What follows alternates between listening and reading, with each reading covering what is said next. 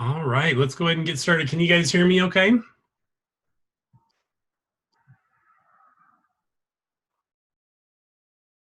Oh, great, perfect. Well, welcome to our week 3 live session for Design 103.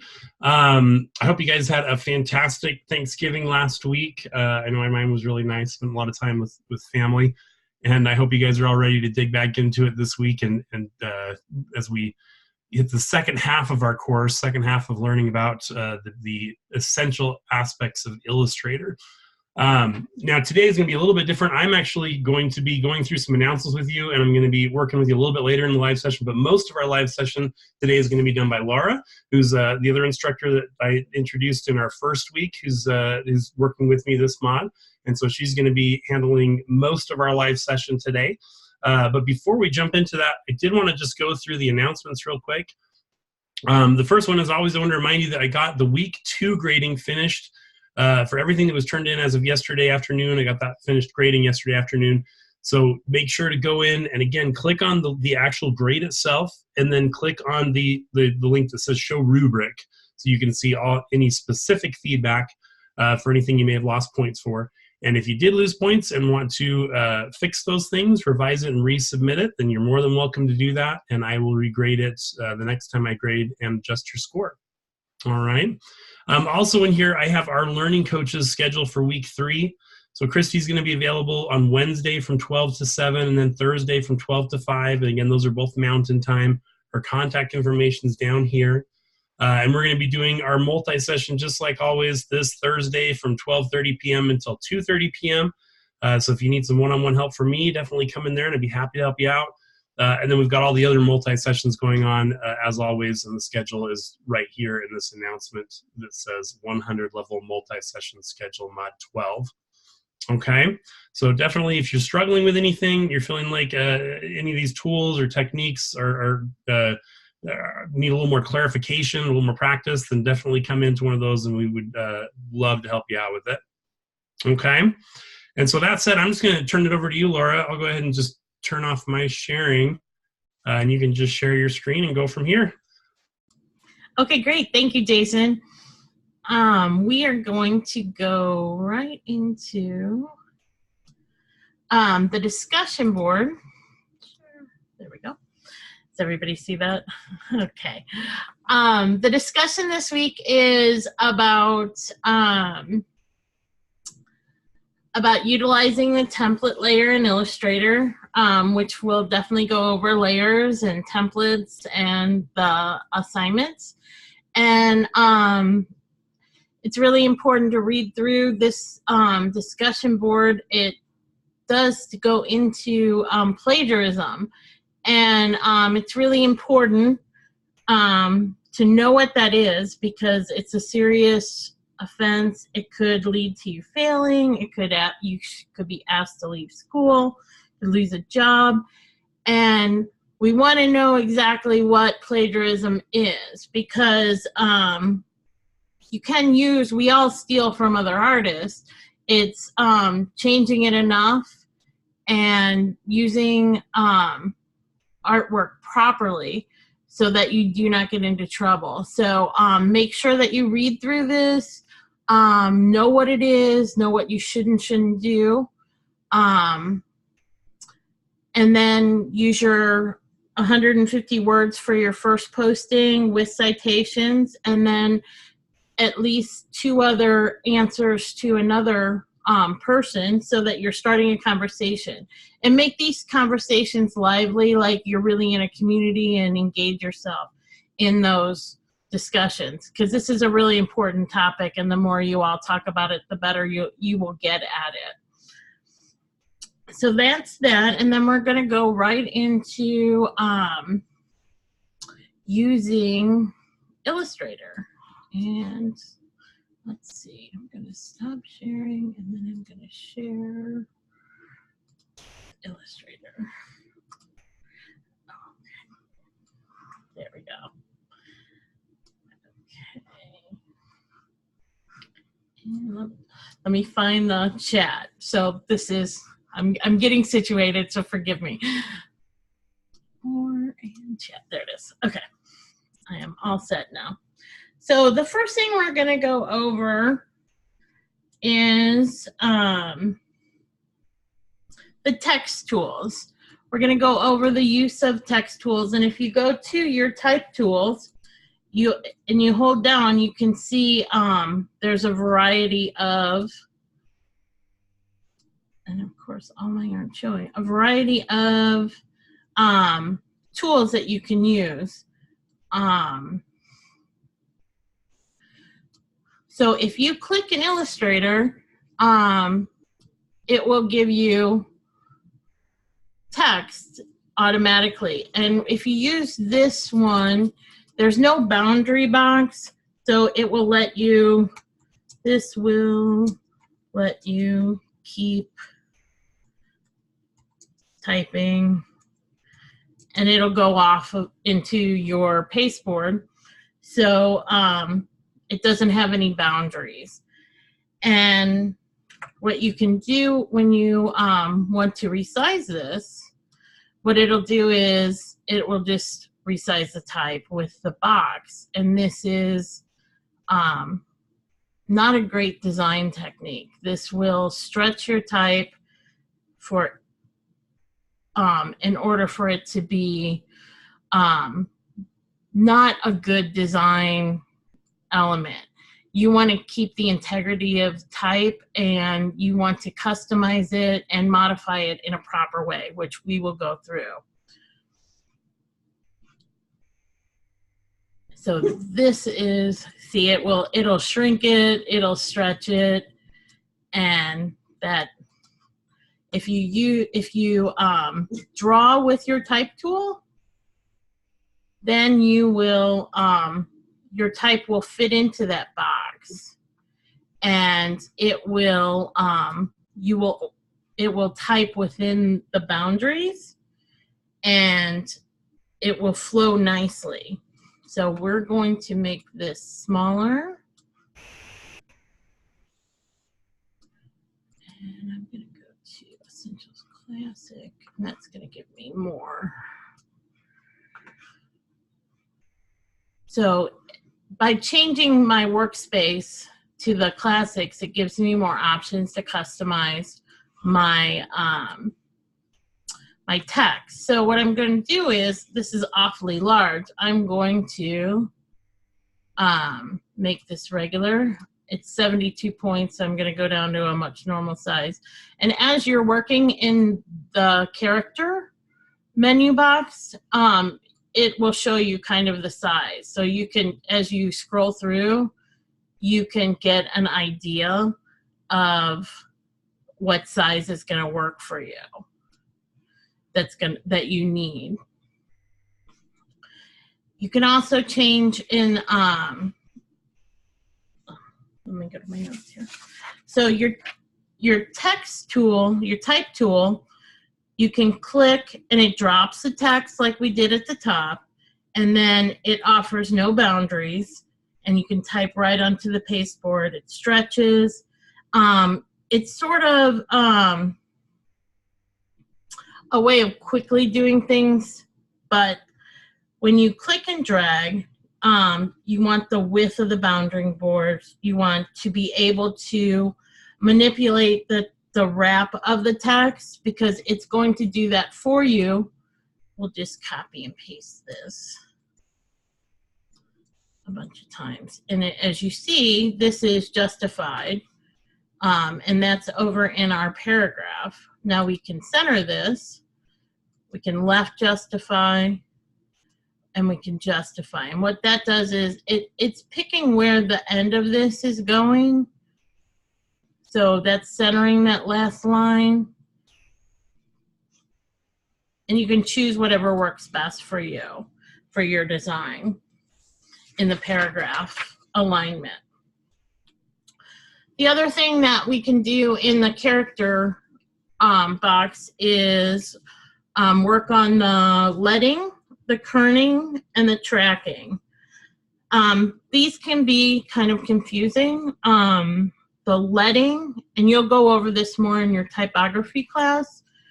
The leading is how text is spaced vertically in lines, each line of text needs proper spacing between the one below to make it easier to read. So that is this space, this blank space between these lines. So if we're going to play with that, we would play here. And if I make it, that's a lot of space. This is, and it auto usually will do the proper spacing as long as you select it all. That always helps. So see, if we go too small, it becomes illegible. And too large makes it hard for a reader to distinguish that is a paragraph.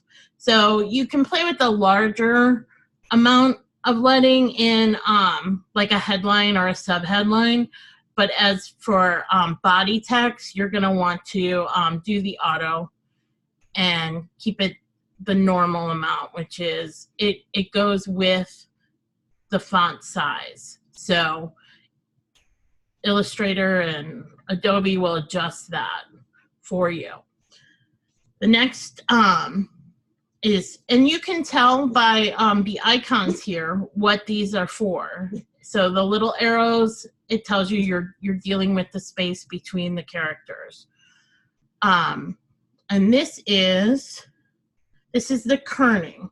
Kerning and tracking are similar, and you can get easily confused by these. Kerning is a proportional space between each character. Character is a letter. Serifs or fancy type flourishes can cause the need for you to adjust that. So what we can do is we're going to find a fancy type. And I'm going to type my name. Oh, we got crazy lighting on this. I go to auto. Well, we need to select everything before we can change it. I wonder why it's doing that. No, it's not moving. Auto.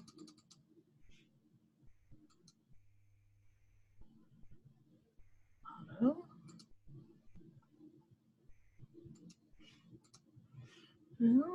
Oh, I know why. I've got this justified. There we go. Sorry about that. So let's make this larger so you can see it.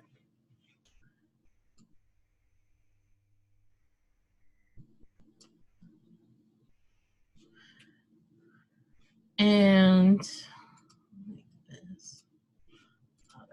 now in this font, it's a fancy font, and it kind of blurs the letters together a little bit. So if you want to make this readable, you're going to take your kerning here and you're going to manipulate it. Optical, and then, okay.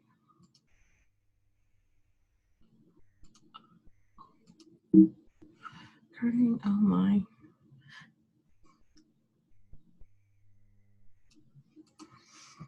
So we would use, I'm confusing it already, we would use the tracking to change these two letters. And tracking is adjusting the space throughout the entire word.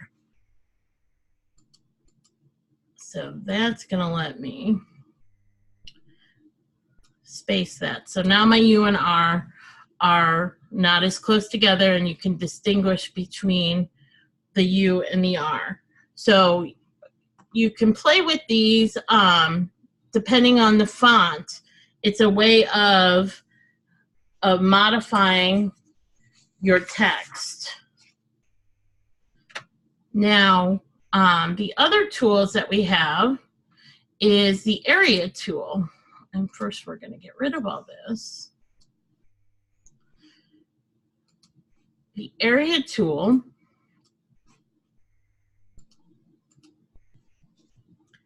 we're going to draw a shape.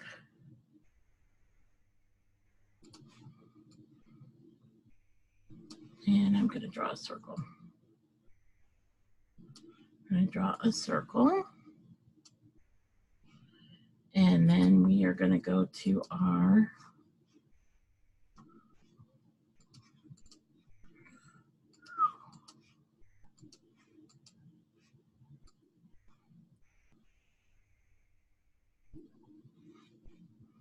let's give this a color. And then we're going to go to our area. And we're going to click on the path. And it's going to fill our shape. So if we go to a smaller font size, and a normal font, let's delete that and try it again. We are going to click on that, all right.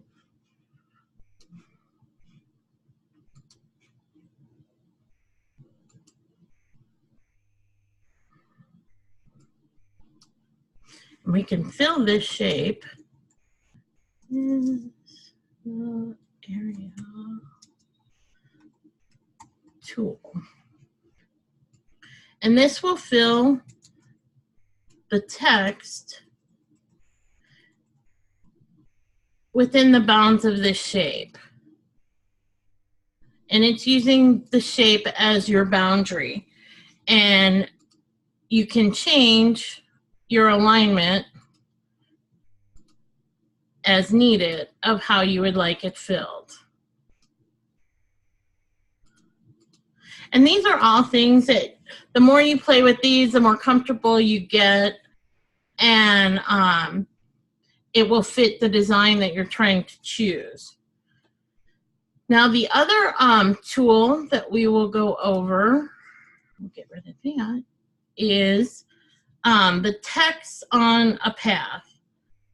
So what we can do is we can draw a circle, and then we are going to use our text on a path tool, and we'll click on the circle, the edge of the circle, and it's going to fill the circle. And this is going to have 3 handles. The beginning and the end, and the middle. So the middle is going to allow us to move the text and manipulate it the way we want it to flow, or if we'd like it to flow to the inside. Now the beginning and the end, now if we blow that up, when you're using these, you want to blow it up so you can get those handlebars, because sometimes they're really hard to grab. And see, that's grabbing it. And then we can grab it, undo. Let's get off that.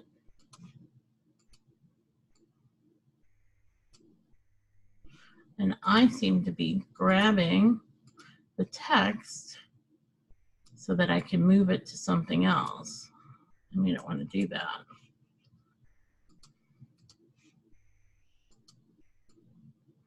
So use your other arrow, and then you can move the text to fit. And this is telling us, this box right here is telling us that there is overflow text, and we would have to adjust it to fit. So you could adjust the font size, or you could make this bigger.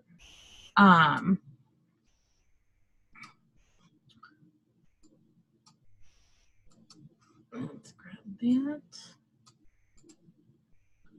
And there we go. Oop. Clear that. Now remember, your cursor stays loaded with whatever you're doing. So we would move this in order to allow for the rest of the text to come back in. And then that red box went away, and all of our text was in there. So this is a way to make logos. This is an easy way to use. This is great for Illustrator and other programs. It is definitely more difficult to use to manipulate text in this way. So the more you play with these tools, the better you will be. So we will get rid of this, and we are going to get a sentence, and let's pick this will be our sentence.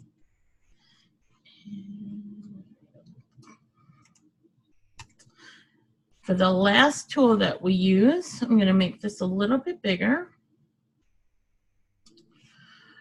The other type tools that are available to us, these are vertical type tools. You can use those when you're doing some kind of vertical designs. We don't use those very much in the real world, but occasionally you do, and so you can type text vertically and it will play with those. But what we're going to go to is the touch type tool. And what this does is it allows you to manipulate the text, the character specifically. And this is a really interesting tool. It's a quick way to make some fun logos. It's you can modify each individual letter if you want. So all you do is we're going to click on the B. And what that does is that gives us an individual box for this character. And if you take the top right corner, you can modify it proportionately. It will grow. And the sentence moves at the same time. So it's allowing to fit this letter in your sentence. So this is doing it proportionally. So we'll put it back. The bottom left corner allows you to move it down or up. And the top left stretches that character, and the bottom right is going to make it wide. The other option that you have is you can change the rotation of that character. So that would make possibly something interesting for your design. You can also just take it and move it up. So what we could do is move that, and we have a different interesting sentence. So this tool you can have a lot of fun with in creating logos or doing some kind of interesting design. It reminds me of the old Winnie the Pooh books where all the text was flying off the page as Winnie the Pooh comes in. So those are fun things that you can do with this text. And that is the touch type tool. So feel free to play with that so that it uses you can make some fun designs with that.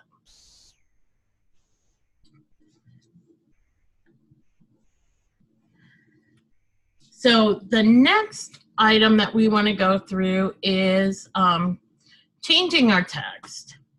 And what we can do in Illustrator is completely customize the text in any way that we want. So we're going to, again, start with a word, and we're just going to use my name. And what we can do with this text is a font is, it is a shape.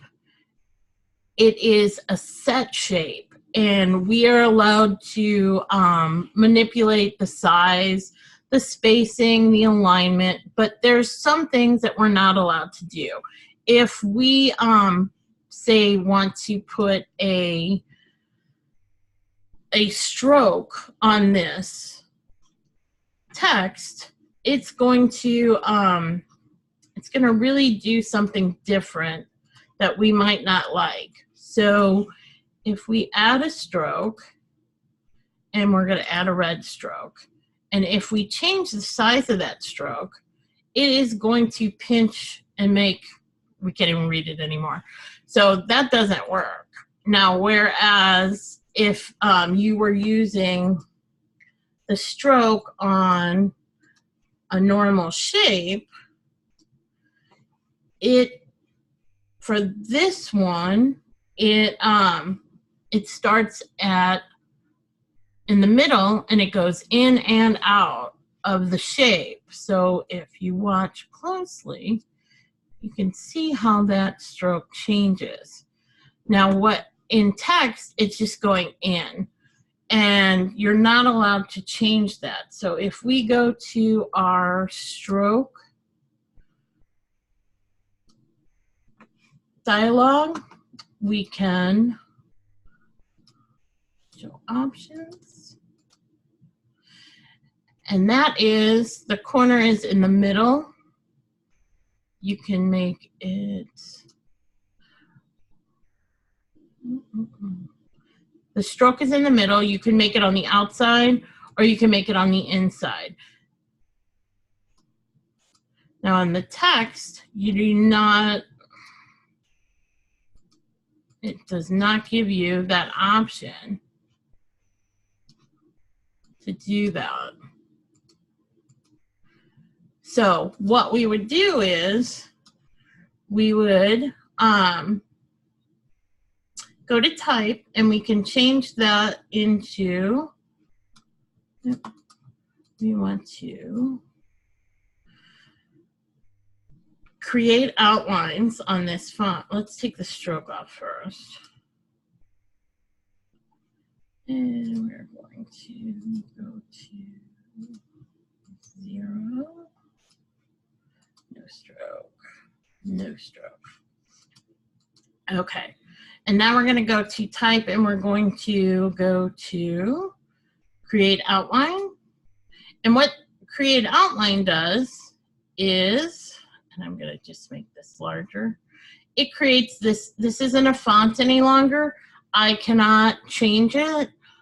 Like, I cannot edit it any longer. I couldn't correct spelling. I can't add to it. I would have to go back to my type tool, type it, create outline again. So in this mode, we're not able to edit this as normal text. We're looking at this as it is a normal shape. This word is grouped. So if we want to individually change each letter, we are going to ungroup, and ungroup is under object, ungroup, and see, now we have individual letters that are just shapes. And what we can do with these is we can change the stroke on individual. We'll make that a green stroke, and that can be 2, and we can change that. Now we have more customization of the stroke if we want to, and we could change the stroke, could be different colors, which we wouldn't be able to do if we hadn't converted to path. We can also apply a gradient to the text now. Okay.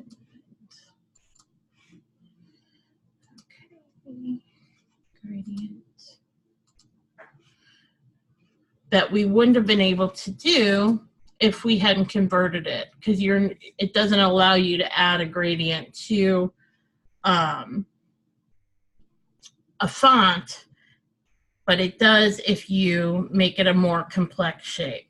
So we are allowed to do that. There's all kinds of ways you can change your text and manipulate it.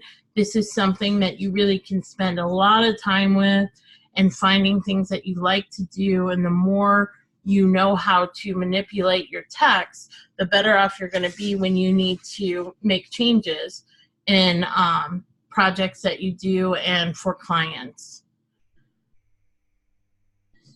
What it does is, and when it's converting it to creating outlines, what it's doing is it's actually tracing the letters.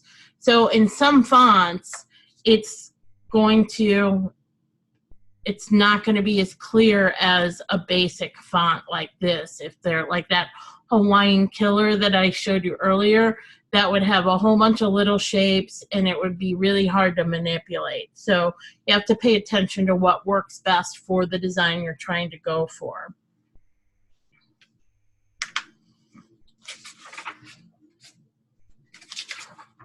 So next we're going to go through your assignment. The assignment that you have is to create, and we'll go back to, I'm going to stop sharing. We'll go back to share. Oh. And chat. Oh, I'm sorry. Am I?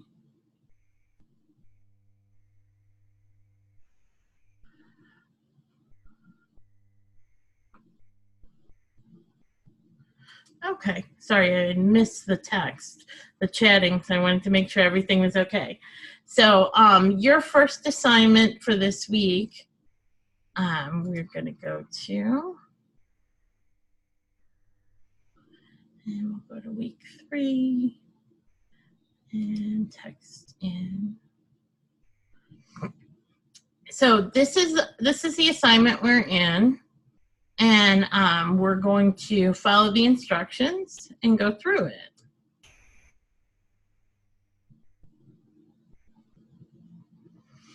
So first we're going to create an Illustrator document with 3 artboards. So we're going to go back to Illustrator.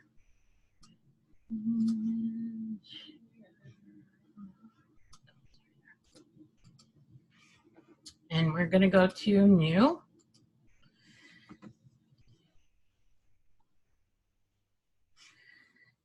And we're going to make sure we are in inches. We're going to go, this calls for 4 inches by 2 inches. And it asks for 3 artboards. So we're going to have 3 artboards to create. So there we go. We have 3. Make sure I can see the chat. Okay. And on the first artboard, we want to type your name. First, last, or nickname is fine. So we're going to get our text tool. I'm going to draw a box that's about the size of my artboard. Laura Weinrich. And I am going to pick a font that's a little more interesting. One of my favorite. And I am going to center this, and I am going to fit it nicely within this artboard. And put it there. Now, it says to pick your personality. So I'm not really an Arial personality, but we're going to use it for that. So it's nicely on the board. The best, if you have one element on a page, you want to be a little bit above center. It makes it a little bit more interesting. And then we are going to duplicate, copy and paste it on the second and third board. So we're going to copy, and I do Command C. And then paste, and paste.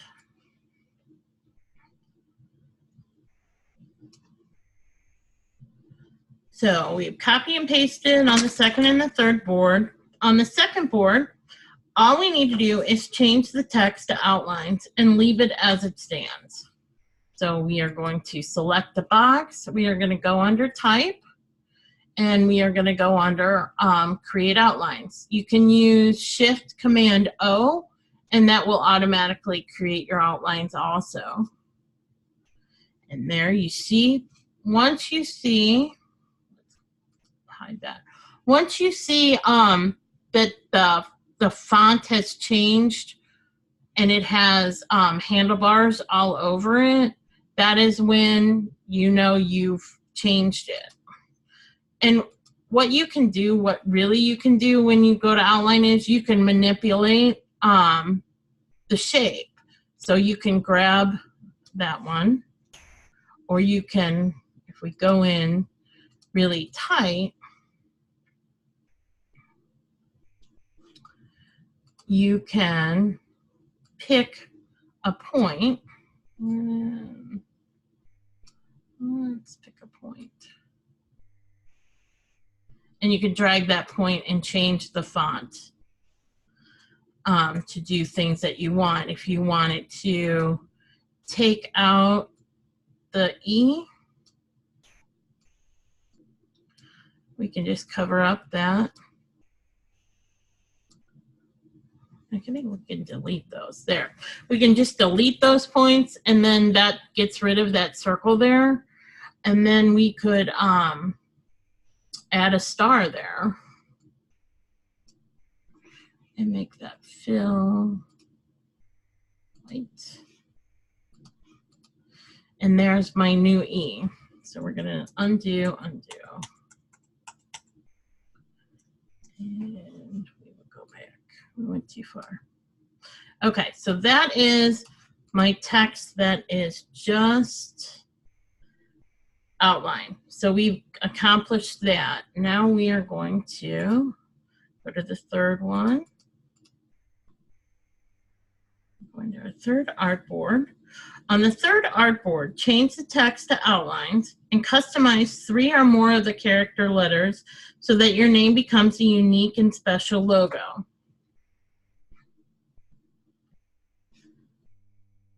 So we are going to select our name.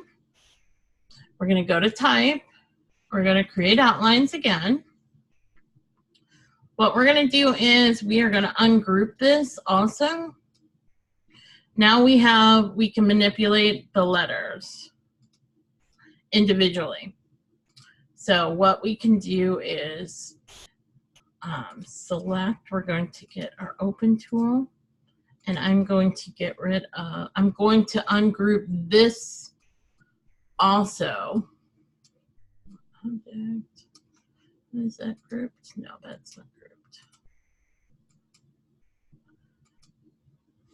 I'm going to delete. Okay, so I'm going to do the same here.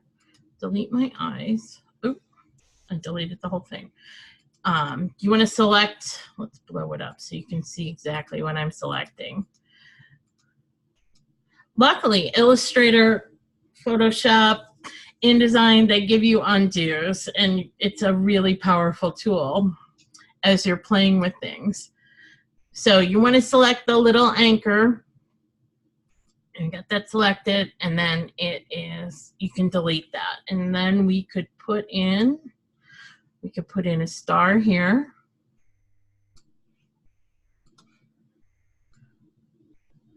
And I can play with it that way. I'm going to duplicate this, copy and paste, find my eye. And I'm going to change the colors. Let's see. Make that one pink. Make that one purple. And then I'm going to change my L. So if I click on this, click on that, I can make my L in new and interesting ways.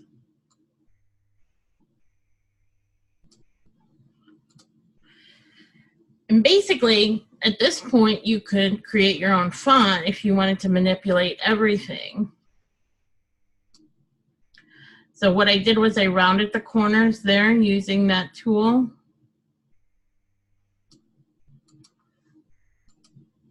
And these are handlebars that can bring it back out or around it.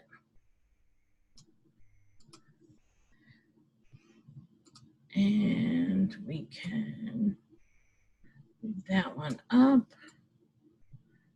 down. And you're able to just kind of manipulate everything in a way to customize it for you.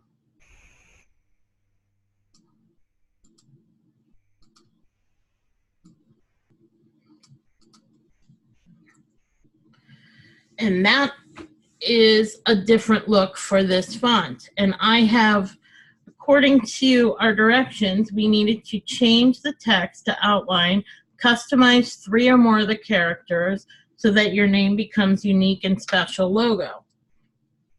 So we have manipulated the L, the I, we have manipulated the W. Now what I would go maybe a step further and manipulate the E and get rid of that to be solid. So there are, you can also go to the file name, fonts. Yes, you can. You can add fonts by using the Adobe fonts. Correct.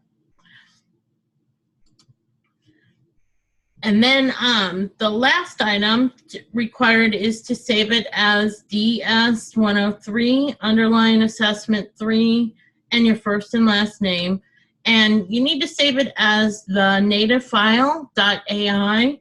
And that the best practice is to keep the native files. So in case you need to go back and edit it, and you will get in a habit of doing that. And it's really important for you to do that in order for you to make any changes that a client might need, or if somebody else needs to come back in and change your designs. So the best way to do that is to save your native files and then save it as a JPEG or a PDF or whatever it's called for. So make sure that that's always your habit. If you're going to send it to somebody, save both files. It's really important.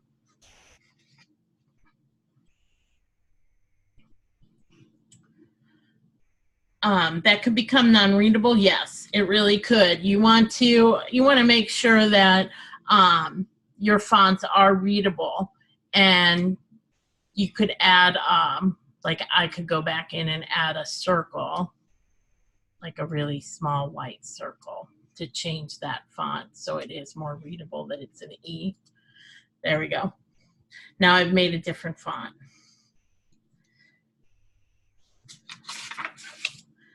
Now I think, if it's okay with Jason, this is probably a good time, a good place to stop for our intermission. Is that right, Jason?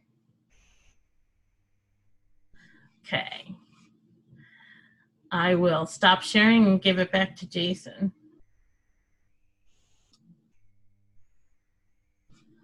Okay, great. Sounds good. Let's go ahead and take 15 minutes.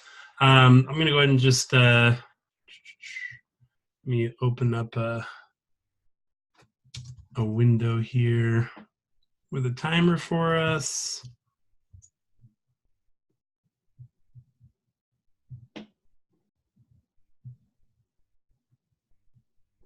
Oh, hang on 1 second. I'm trying to get, apparently Zoom got denied something on my computer and it's not happy about it. There we go. Okay. So let's go ahead and I'll set this timer here for 15, and we'll see you guys when that's done.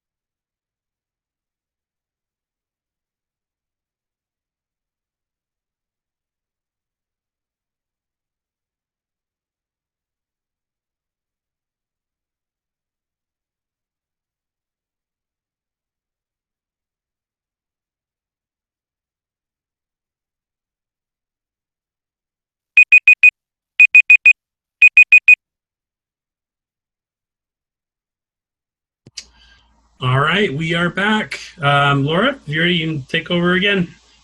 Thanks. Yes, I am. Thank you. All right, we're going to go back into Illustrator. And we're going to discuss layers right now. So what we're going to do is draw a few shapes. Draw a circle. Draw a rectangle. And another circle. We're going to copy these. We have 4 shapes.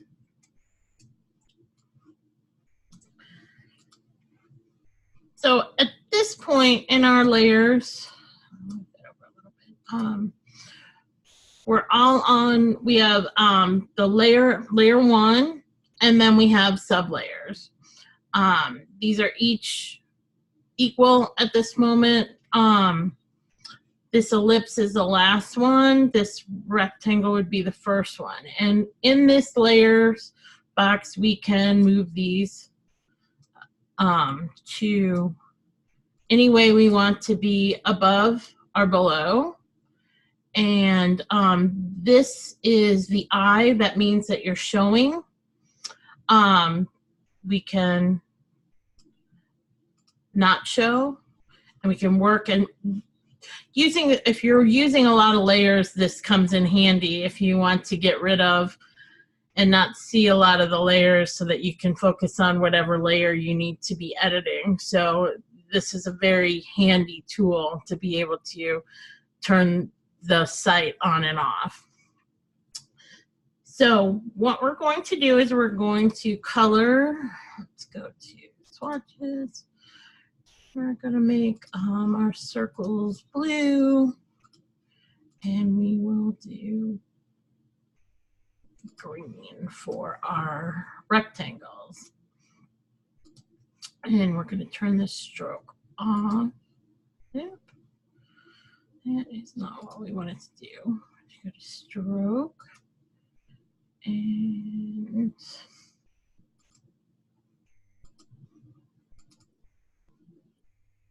show options.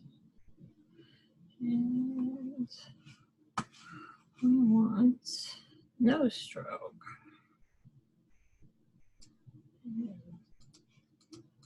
Okay.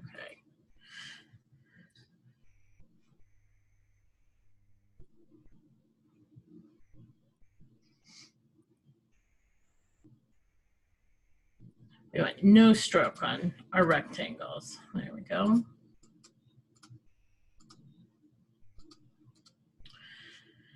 Now, one way we can fill these, we can change this to, change our fill to none.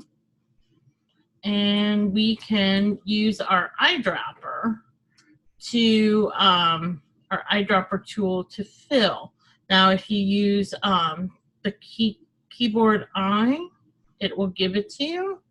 And what you do is you click on this shape, and it's going to pick up the stroke weight, the color, if it has a pattern, if it has a gradient, and it's going to, we had that selected, so it automatically filled that. If we didn't, we'll undo, we'll deselect that.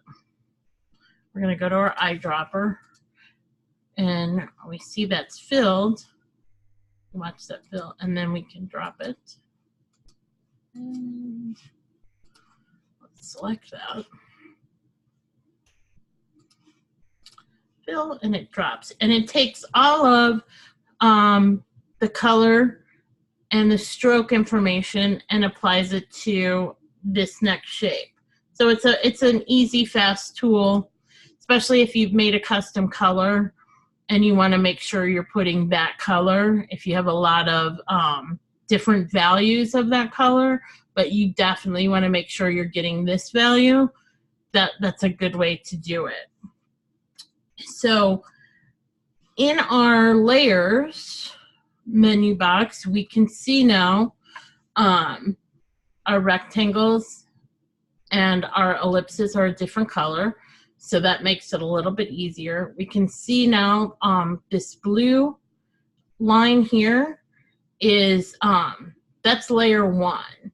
Now, if we want to rename the layer, which it is important to really work on for yourself, a logical naming convention for when you're working, and you make it a habit, because what happens is you can really work on a complex design that may have 40 or 50 layers, and you might not be the only person working on it. So if you set it up as you're going in a logical way, then anybody else that might have to come in and edit a layer, maybe they only have to make one small change on one layer, they should be able to look in the layers palette and find that layer quickly and make that change, or you should be able to do that. So if you had 40 or 50 layers and they were all just layer 1 through 40,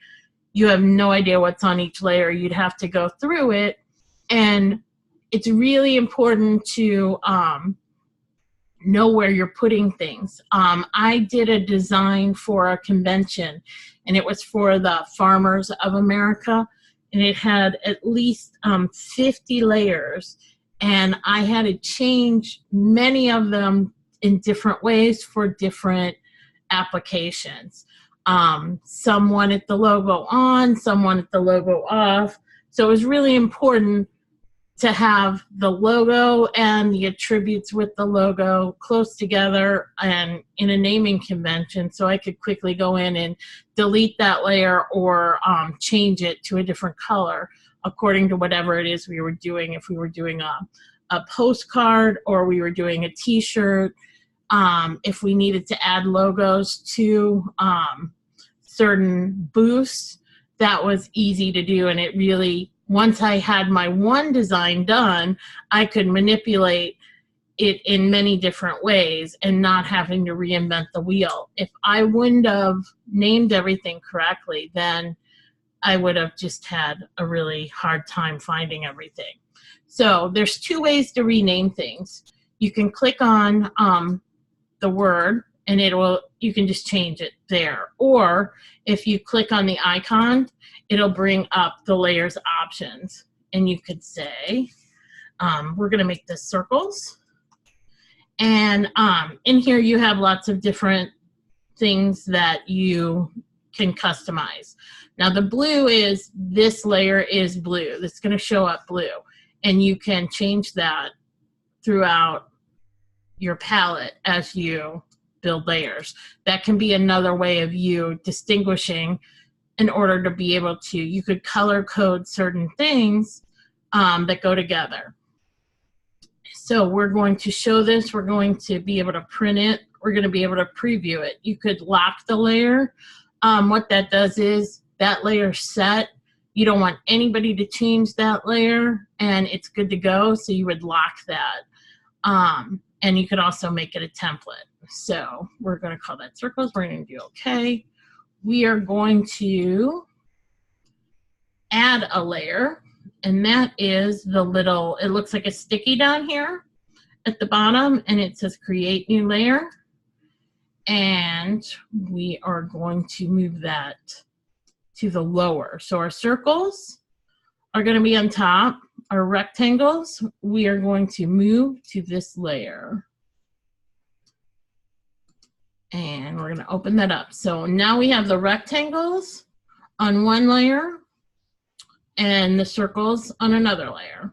Now we're going to change the name there to, let's do squares.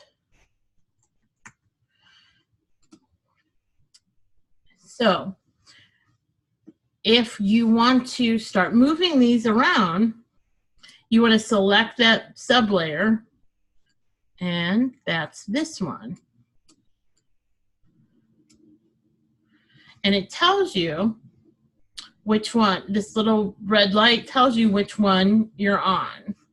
So, and it is highlighted in red. So if I want to do that and do that, and then I want to move that, but I also want Now you can see how we're layering things, and we can manipulate it any way we want.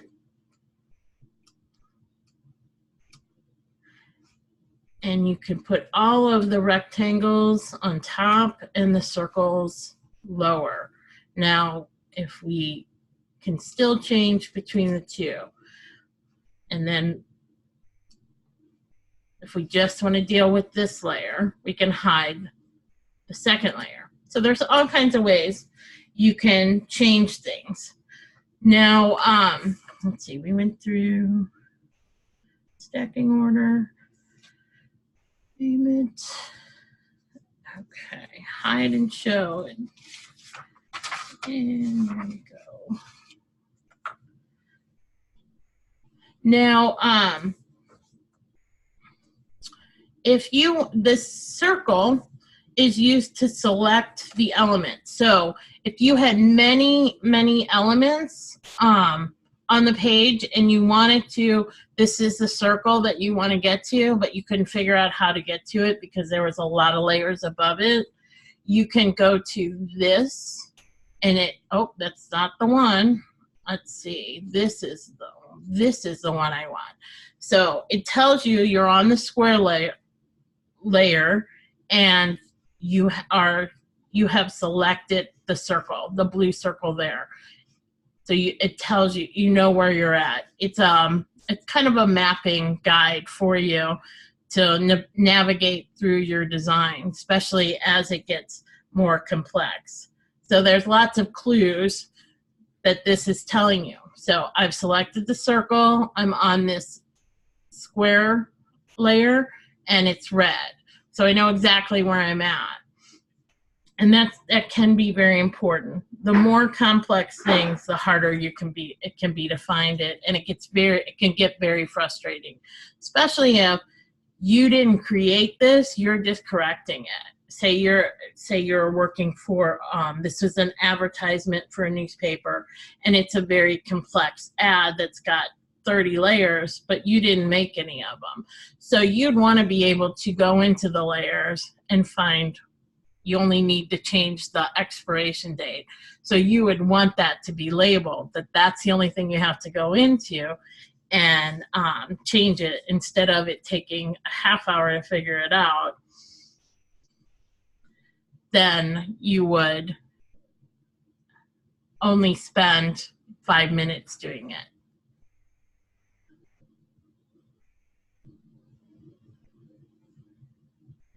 Okay, and now we're going to go through color, and then we will get to the assignment.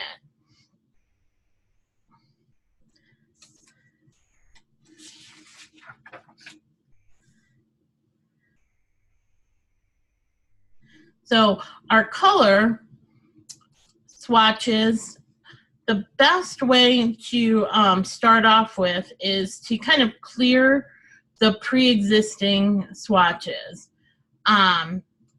In here, if you click on this, it gives you more options, and it's going to delete. We want to select all unused swatches, and then we can delete those swatches. And that's just going to leave me then with a very clean palette of the colors that I'm using. And then I'm creating my own palette then, and it makes it easier to move around. So it's always going to leave you with none. That's registration, which is a printer black. It's going to leave you with white, none, and black. And then we have our two colors that we've used. So if you want to add colors, you can go to New Swatch, and this is going to allow you to, now do we have to delete those? You can leave them, but what it does is it's giving you a clean palette. And you want to develop your palette so you only have the colors that you need.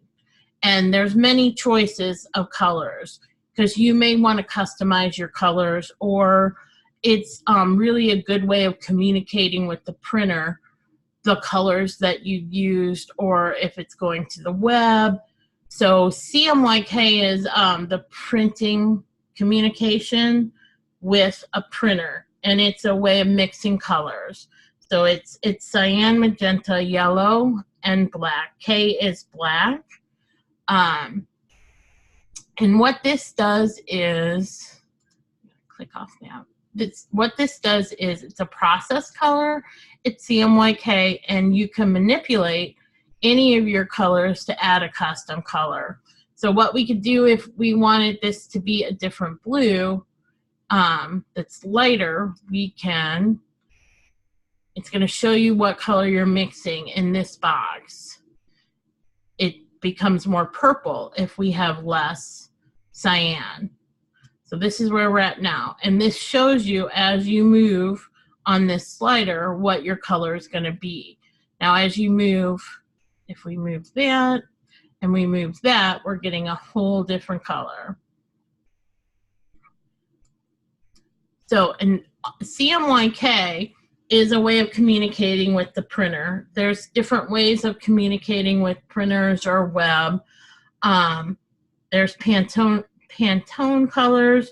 There is, and that would be like if you were doing an ad for like Coca-Cola or somebody else, they may give you the percentage of CMYK to use, or they can give you the Pantone number, the RGB number. It is just a way of designers and printing vendors or web of communicating the exact color that you want to use. And you'll go through that more with in your color theory courses. So your color libraries, okay, so we went through the CMYK, we're gonna do okay. And then you have different libraries. You can choose from any of these where they have palettes that are already preset for you. We can go through pop art. And what this does is it's going to give you palettes that other people have used that work together, that they used in an advertisement.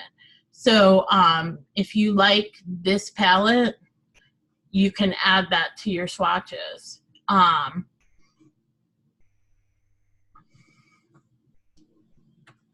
Yeah, there are a lot of interesting palettes that you can choose from, especially like if you are doing faces, skin tones.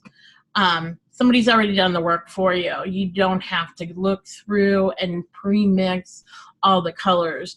A lot of things in design are already done for you. You don't have to recreate the wheel all the time. So you can look for palettes that work together, that are known to be visually pleasing. These are known to work as skin tones if you're doing people. And there were some other things in here. Kid stuff or comic books, coloring books, anything you can think of. Corporate. Corporate is a more conservative way of designing, and that's going to give you some palettes that are pleasing to that type of design. So if you're lost, it's a good starting spot, and then you can add to it. Very good. Very good. Okay. So if we were going to go to an RGB field, let's see, we're going to go to a new color swatch. We can, RGB is red, green, and blue, and it's similar to using CMYK, but it is a communication that's built for screens, like monitors or TVs. Anything for the web is going to look better in RGB. And what it's doing is it's lacking black. It's mixing colors with red, green, and blue. and it's going to give you a different color. Now, what's interesting about colors is one little tip I would share with you is if you are working in RGB and it turns out that your design is going to be printed, when you switch those colors to CMYK, they're going to look different. So you might want to make sure that you adjust them to get the true color that you're looking for, because you're adding black, so the colors are going to look a little bit darker than they would, that you think they would. So you want to work in the color realm that it's going to the final destination of your design is. So that's why we're going to go through these, is that if you're working for print, you're going to be in CMYK because your RGB colors are going to be just a little bit brighter because they lack black. And then you can also work in grayscale. If you're just going to be printing in black and white, there's no need for color.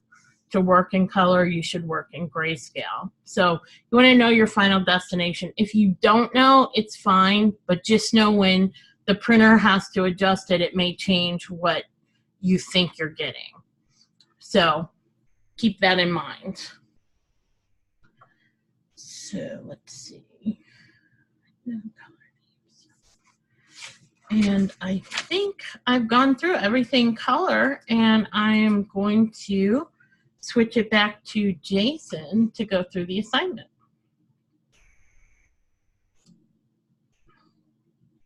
All right, thanks, Laura. Thank you guys so much. Yeah, color in Illustrator is really robust, and a lot of fun and very useful color options available in here. Let me pull this up now. I'm going to pull up Illustrator, and then we're going to go and take a look at the assignment itself. So in our assignment this week, we're going to be utilizing some of the skills that you guys learned in previous weeks, and then adding in some of these new skills that we've gone through today, specifically color mixing and working with layers, in order to do sort of a self-portrait, but a kind of a cartoonized self-portrait of yourself. So it's this one here, drawing from a template. Again, make sure to read the background. I'm going to skip over that, but it's got a lot of great information in it there. But so down here it says, for this assignment, you're going to create a custom cartoon self-portrait drawing based on one of the templates shown below. Okay, so these are our two templates. Here's the download link for them. You're just going to download whether you want the male template or the female template. So I'm going to go ahead and download the male template. And you'll see that it has several different aspects of the head, right? We've got the eyes, we've got lips, we've got mustaches or beard, we've got hairstyles, we've got noses, we've got eyebrows, okay? And what we're going to do, let me just pull this to the side here. We're going to create an 8.5 by 11 document with 2 artboards on it. We're going to place the template that we chose on one of the artboards as a template layer. Okay, and we're going to go through that again just now and we'll demonstrate it. And we're going to trace the different face elements based upon our own features. So the ones that we feel like kind of look most like ours. And you're going to resize those so they fit nicely. And you're going to use the second artboard to combine those elements and create a kind of a cartoon version of your own face. After that, you can customize that if you want. You can change the hairstyle a bit, play around with the colors, put whatever you want in your hair, or maybe wear glasses. You can customize it however you want. And then you're going to draw some shoulders and a collar, the top of a shirt. Add in colors or patterns as you see fit. Add in a background. Or a gradient for the background, and that's going to be our finished illustration. Okay, so let's go over here, and I'm going to say I want to create a new document, and I'm going to go ahead and say that I want this to be 8.5 by 11 inches. Make sure you're on inches here. I want 2 artboards, and I'm going to create that. Now, before I do anything else, I'm going to go ahead and I'm going to get, well, going to make my template layer. But so first I'm going to place the template on there. I'm going to go to File and Place. And I'm going to go to my downloads where that file went and just place that here on the first artboard. Okay. Now, once you have that placed, what we're going to do is we are going to make a template layer out of it. I'm going to go over to my layers panel. I'm going to double click on layer 1, and I can rename this if I want to. Let's call it template, and I'm going to click that this is a template layer. And I'm going to actually boost up the opacity a bit so I can see the true colors a little better. Maybe I'll go to 70%. And there we go. My template's all ready to go. And now I'm going to go ahead and I'm going to create a new layer. And so I'm all ready to start working. So again, I'm going to kind of piecemeal this together into a decent representation of myself. So maybe I just start, you can use this default head that they have out here in the middle. Don't do the features of the hair because we're going to put on our own things later. Or we could, I could place a photo of myself and trace the shape of my head if I wanted to. I'm going to go ahead and just use this default one here. And just like we did last week, I'm just going to trace this. So one thing I would recommend when you're doing your tracing, again, make sure your fill is set to no fill. That's a common issue that I saw that came up last week too. If you forget to do that, you're going to start tracing and it's going to start blocking what you're tracing, and it's going to be difficult to see what you're doing. Now, secondly, if you set your stroke color to something that really, really contrasts with what you're working on, it's going to make it easier for you to see what you're doing. You can use whatever tools you'd like to trace this. Again, you could use the pen tool, you could use the curvature tool, you could use the pencil tool, you could use a combination of them. I'm going to use the pen tool. This one's got some pretty direct curves and straight lines. So I'm going to do a point there, and I'm going to do a point here, and I'm going to come up to this jawbone here, and I'm going to pull out a little bit of a handle to take that curve, and I'm going to come up and do this point on the ear, and I'm going to go up to that first lobe of the ear and do a handle there, and I'm going to go up to, I wonder if I can do one across the whole ear. Let's see if that'll curve enough for me. Do one like that, and I'm going to hold down my command key so I can go down and pull this bottom handle a little bit, and that would be the control key if you're on a Windows computer. Bring that in. There we go.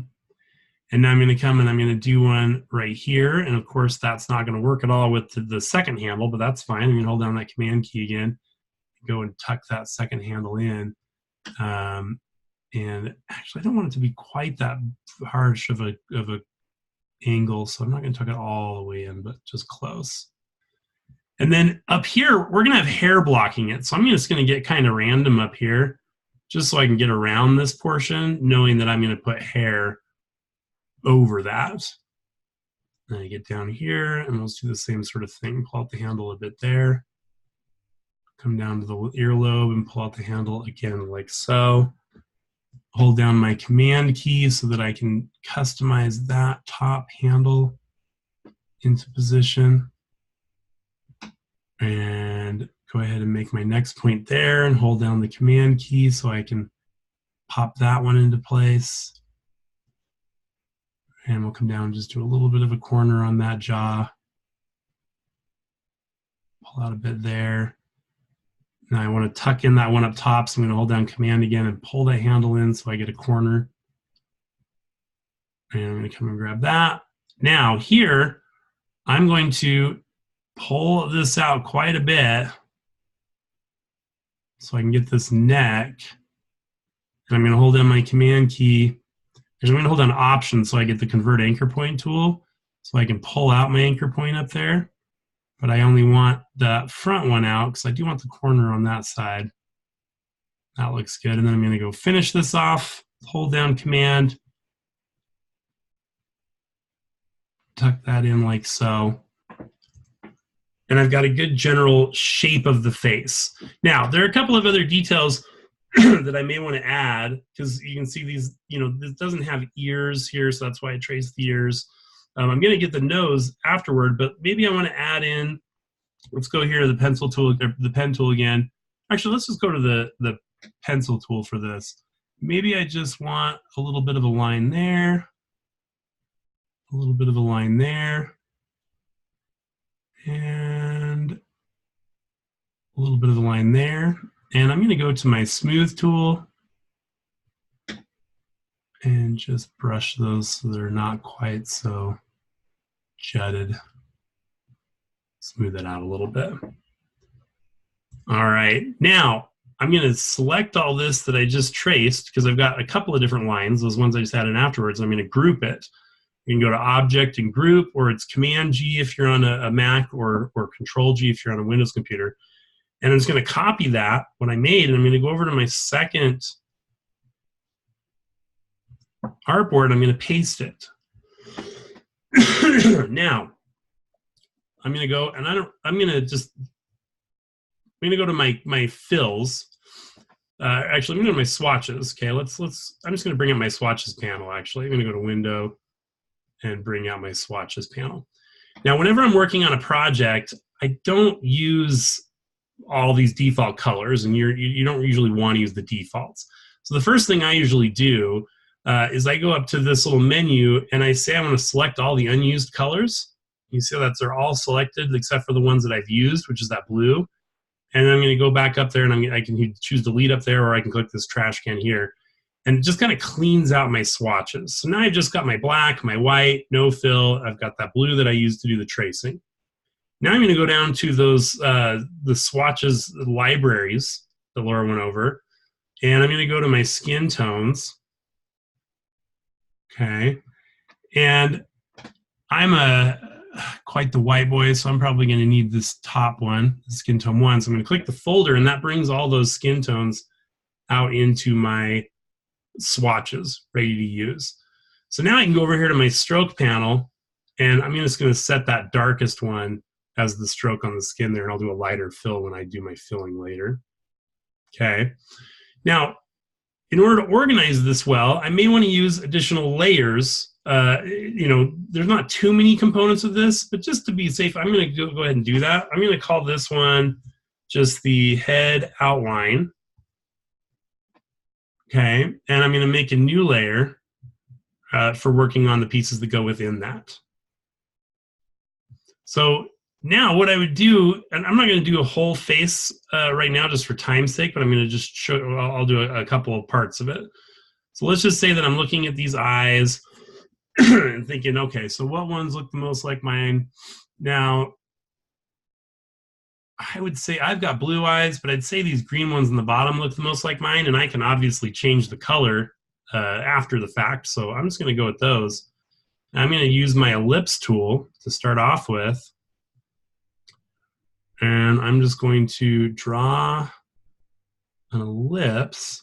I want to make sure that I'm using that bright blue again so I can see where it is well.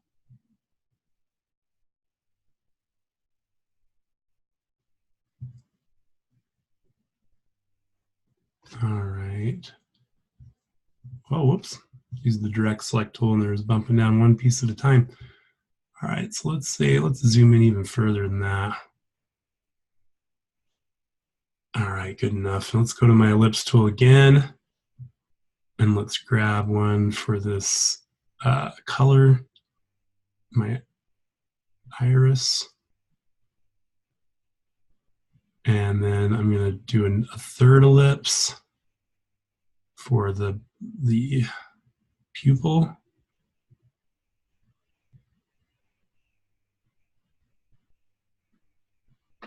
Like so.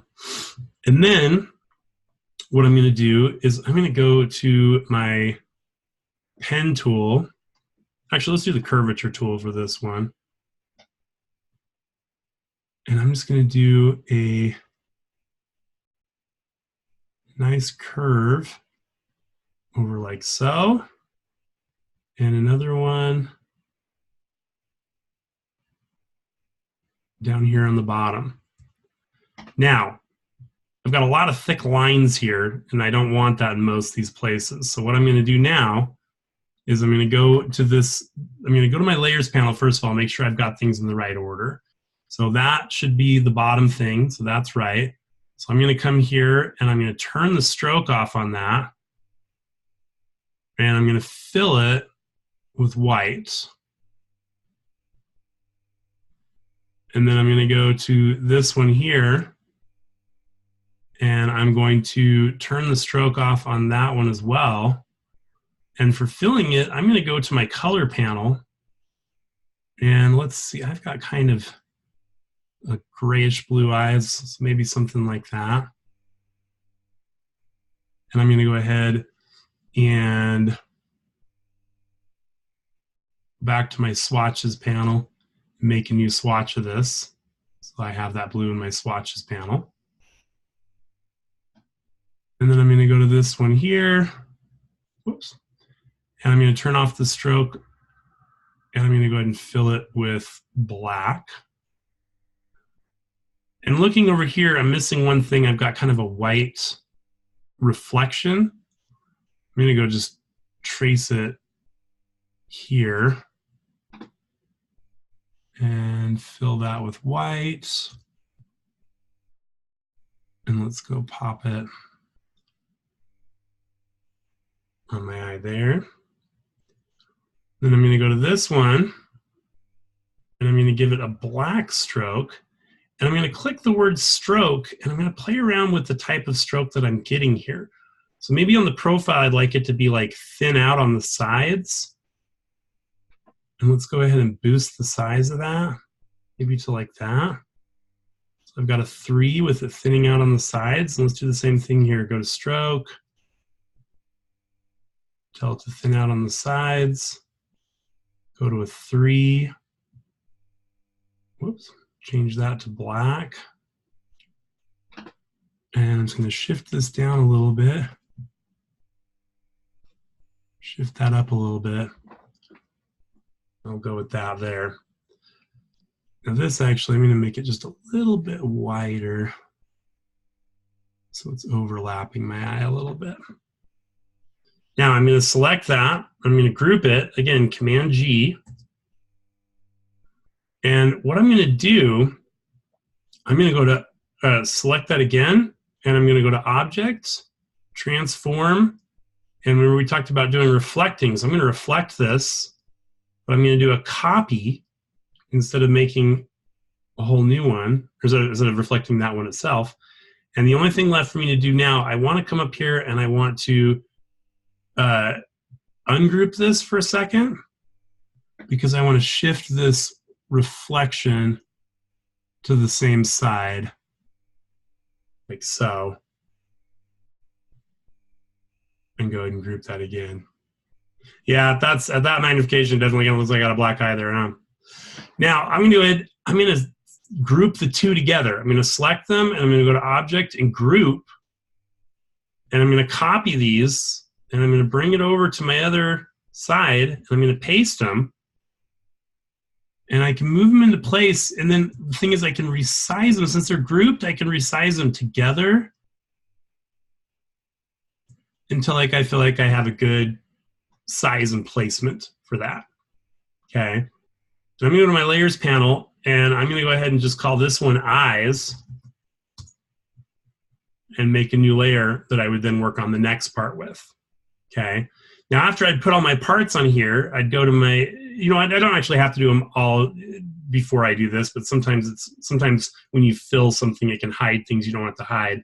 But I can come in here and just give that a fill on the face, and so I can see a little better where I'm going, right?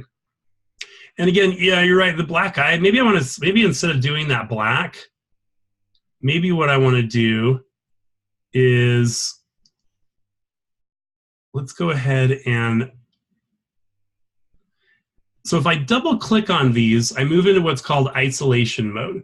Isolation mode, I've double clicked it, so this is like lighter back now, and I can't actually do anything with it. I've just moved on to the group.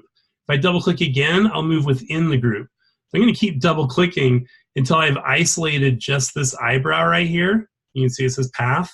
I could also just ungroup this, but instead of doing that, I'm going to do that, and I'm going to give it like the lighter. Let's just go like that. I'm going to hit escape to go out of that one. Again, I'm just going to keep double clicking it until I get to the isolation mode of that one.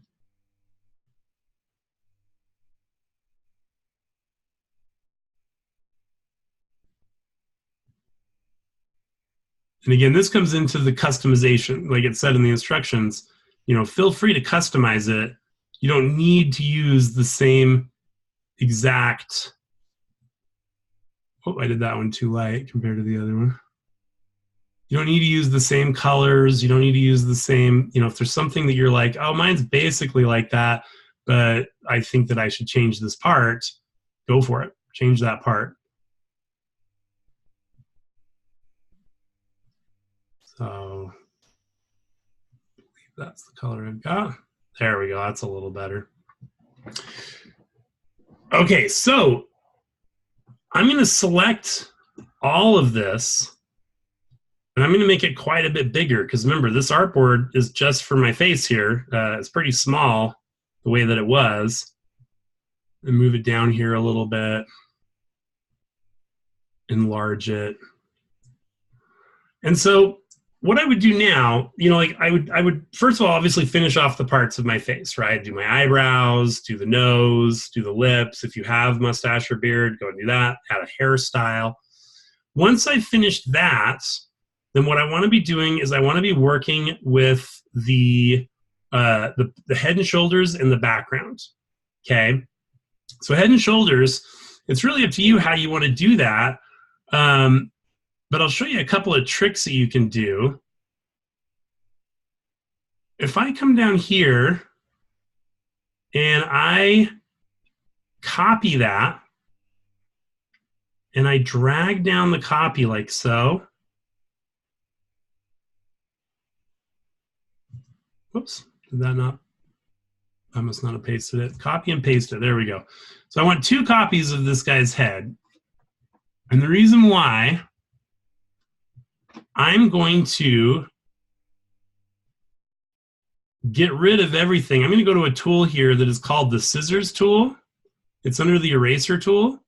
And I'm going to snip this anchor point on the left side of his neck and snip that anchor point on the or sorry, right side and left side so that that line down there is separate. See that? Now that line's separate, and I'm just going to delete this copy that I made. But now I just have this little separate line right here. Oh, looks like I still got a few other things to get rid of. Let's get rid of these. I'm going to ungroup this and just delete these other things. Now, again, you don't need to do it this way. You can just draw one from scratch, but I'm just going to show you a little trick. The reason I'm doing this is because now I have a copy that has the exact same line as that bottom of the neck, right? And so instead of filling this with the skin tone, I'm going to go here and let's fill it with the same color blue as my eyes. And I'm going to make a new layer. And I'm going to call this one shirt. Pull it down below my head outline so the head is on top of the shirt. And I want this path that I just made, this blue one, I can see it selected by that red box there. I'm going to drag it down to the shirts layer. And now I have this little line that matches the line of the shirt, and I can add to it. I go to my pen tool, for example, and click on this side and bring up maybe something right here. I'm going to pull out my handle a little bit, bring it down like that. And let's go ahead and just bring it out to the side a little bit more. And so this way I can get a collar that matches the line down here that was up there, right? Now again, I could have hand drawn that, but it'd just be a little trickier to get that exact match. Let's shift it over that way. Okay, yeah, there we go. And then I would just go ahead and finish drawing my shirt. So let's go ahead. Let's just start down here, move up into an elbow.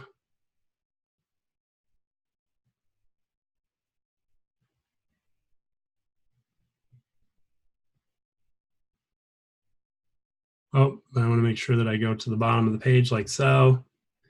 And then I'm going to go to my layers panel, and I want to make sure that that shirt portion is below the collar, because what I'm going to do now is I'm going to go to my fill color there, and I'm going to go to the color panel, and I'm just going to bring it down a little bit so it's a little bit lighter than the collar, like so. Okay. So there I've got my, and I still have, I don't want to have this, I've got this skin tone stroke. I don't want that. I either want no stroke at all or a little darker stroke. I'm going to go here and I'm going to change this to RGB, which is what we're working with. And actually, I'm going to show you another tool that's very useful. I'm going to go to Window. So I've got that set right there. I'm going to go to Window, and I'm going to go to the color guide. And this is basically giving me ideas of other colors might work well with this. And so this is my selected color up on top, and I can go a couple of shades darker if I want. But I want to be working with the stroke. So I'm going to click to bring the stroke to the front. Oh, let's get my stroke back to be that blue. And go back to my color guide. And I'm going to make that stroke a little bit darker like so. And I'm going to go ahead and add that to my swatches too. So I'm going to use it on this neck. A little bit of a darker line. Okay, so I've got my shirt there. So another thing that I need is I need a background, right? So I can go to my layers panel, and I'm going to have to, again, the background's got to be behind everything. So I need to make a new layer, and I need this layer to be all the way at the bottom. And I'm going to call this one background. And I'm going to go ahead and just take a rectangle tool, and I'm going to fill the whole thing with the rectangle tool. And then maybe I'll go here. Let's go to Window, and let's bring out my gradient tool. And let's apply I'm looking at the stroke still. Let's go to the fill and apply a gradient to that. And I'm going to adjust the gradient to be at a 90-degree angle, so it's going up and down. And instead of black, I'm going to double click on this, and I'm going to use my blue, and we'll have it fade down to white. That looks good. So I can do a pattern back there. I can do a gradient. I can do a solid color, whatever I want for my background. So all I would have left to do with this is fill in the rest of my facial features, right? Trace my nose like I did and put that on there. Trace my mouth like I did, put that on there. Trace the eyebrows, put that on there. Trace my hairstyle, put that on there. I do have a beard, so I need to trace that, put that on there. And then it would be ready to save and submit. But in order to keep this organized, I'm just going to keep on adding additional layers for each part of that. And that way I know, really easy to like go in and reorder things, really easy to go find things if there's something that needs adjusting, so on and so forth. Okay? Yeah, sun and clouds, yeah. So that's your assignment for this week. Once it's completely finished, then you're just going to save it as an Illustrator file, an AI file, and submit that. Any questions on the assignment for this week?